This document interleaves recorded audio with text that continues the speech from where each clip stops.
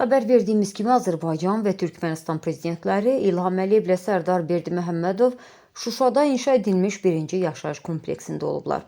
Bir xəbər medianın məlumatına görə Şuşa gəzintisində dövlət başçısının uşaqlarla səmimi görüşü marağa səbəb olub. Belə ki, şəhərin balaca sakinləri Əliyevin yanına gələrək onu salamlayıblar. Daha sonra uşaqlar ölkə başçısı ilə fotolar çəkdiriblər.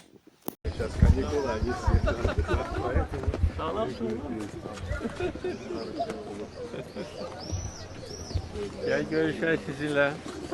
Sağ olun. Sağ olun. Siz necəsiniz? Salam. Qonaqla da Vay ne güzel kızlar uşaqlardı. Ne güzel balalardı. Salam. Gəlin şəkil çəkdirək birlikdə. Gəlin uşaqlar gəlin burada toplasın. Üzü o tərəfə dönün. Balalar güzel bir tərəfə dönün. Üzü bu tərəfə baxın oğlum.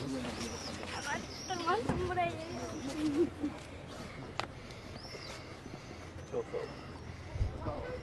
Necə yaşayırsınız burada? Çok yaxşı dərsiniz. Doğma Qarabağ torpağında. Biraz yolu açın. Necə oxuyursunuz? Hamınız yaxşı oxuyursunuz. Hava baba çəkəcəklər öz telefonunuzla. Çəkdirək.